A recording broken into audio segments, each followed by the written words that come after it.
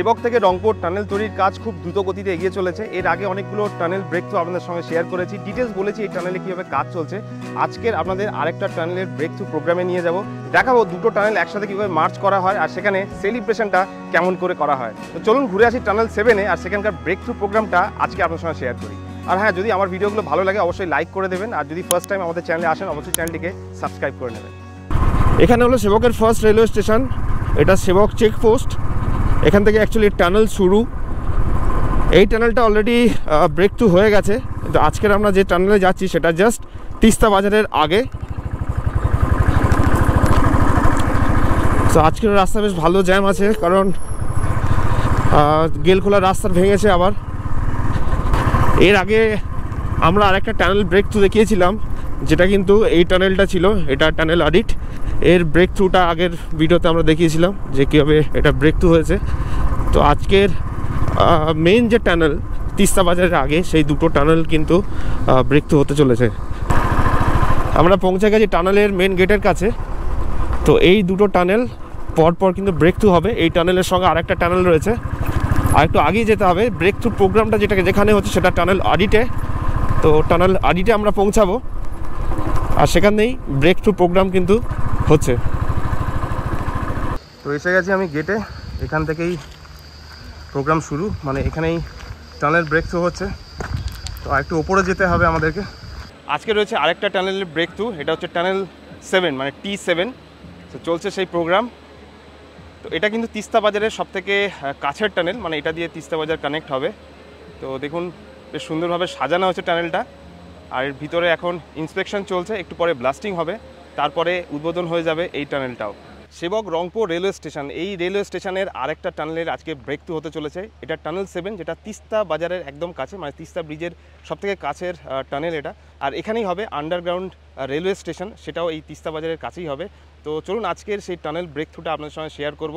এর আগে যখন টানেল অডিট ব্রেক থ্রু হয়েছিল সেটাও আপনাদের সঙ্গে শেয়ার করেছিলাম, আর ডিটেলস আপনাদেরকে অলরেডি বলে দিয়েছি যে এই যে project Sevoke to Rangpur railway project, details নিয়ে আরেকটা ভিডিও বানিয়েছিলাম, সেই ভিডিওতে পুরো A to Z সব ডেসক্রাইব করা রয়েছে। তো চলুন আজকের এই টানেল ব্রেক থ্রুটা আপনাদের সঙ্গে শেয়ার করি। আমি এখন টানেল 7-এর উপরে রয়েছি, মানে T7-এর উপরে রয়েছে। এখান থেকে ভিউটা দেখুন, জাস্ট অসাধারণ। পিছনে বড় বড় পাহাড়, আর একদম নিচে বয়ে চলেছে তিস্তা নদী। এখান থেকে অনেক নিচে দেখতে পাবেন তিস্তা নদী। আর তারপরেই আপনার এই টানেলের কাজ কিন্তু এগিয়ে চলছে। বেশ চ্যালেঞ্জিং কাজ থাকে, পাহাড় কেটে সেটাকে কংক্রিট দিয়ে ঢেকে তারপরে ভেতরে টানেলের কাজ খুব চ্যালেঞ্জিং। তো আজকের এই টানেলটার ব্রেক থ্রু হয়েছে। অলমোস্ট অনেকগুলো টানেল একের পর এক ব্রেক থ্রু কিন্তু কমপ্লিট হয়ে গেছে, আর কয়েকটা মাত্র বাকি রয়েছে। তারপর খুব শীঘ্রই আমরা সেবক থেকে রংপুর ট্রেন চলাচল দেখতে পাবো। ব্লাস্টের আগে টানেলটিকে ভালো করে ইন্সপেকশন করে নেওয়া হয়, তারপরে ব্লাস্টিং করা হবে। ব্লাস্টিং করার আগে এটা শিওর থাকতে হবে যে টানেলের মধ্যে কেউ থেকে না যায়। তো সেফটি ম্যানেজার প্রথমে এনশিওর করবে টানেলের সিকিউরিটি, তারপরে কিন্তু ব্লাস্টিং হবে। তো প্রথমে 3 বার সাইরেন বাজানো হয় এইভাবে,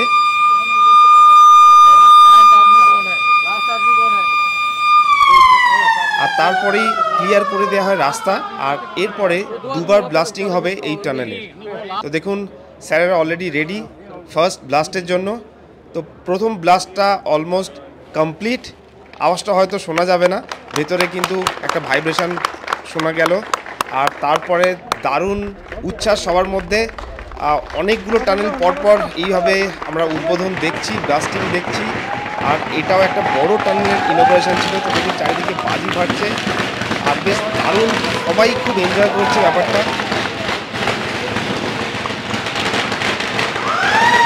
দিওয়ালির মতনই এখানে বাজি ফাটাচ্ছে, বেশ সুন্দর লাগছে। ফার্স্ট টাইম এত বড় একটা টানেল ব্রেক থ্রুতে আসতে পেরে।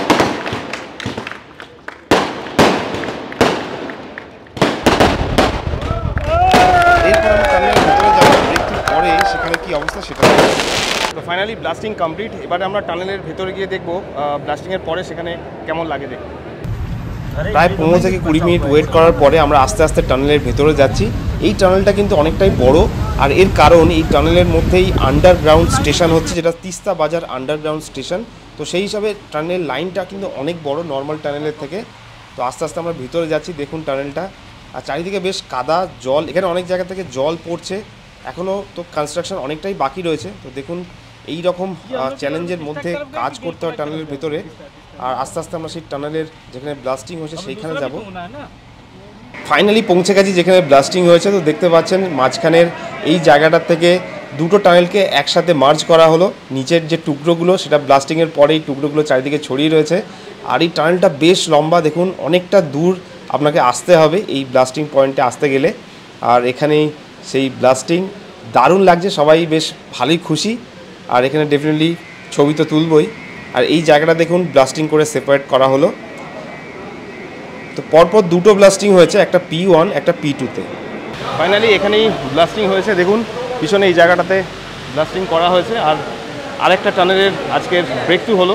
তো এটা টানেল আড়িতে দাঁড়িয়ে রয়েছি। আর এর নিচে কিন্তু তিস্তা বাজার যে আন্ডার গ্রাউন্ড যে স্টেশনটা এখানেই তৈরি হয়েছে, দেখতেই পাচ্ছেন পিছনে। এই হলো টানেল 7-এর ব্রেক থ্রু।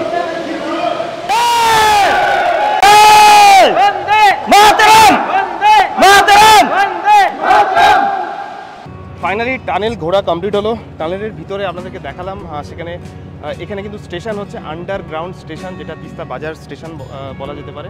তো এরপরে আবার যখন নতুন টানেলের আপডেট থাকবে অবশ্যই আপনাদের সঙ্গে শেয়ার করবো।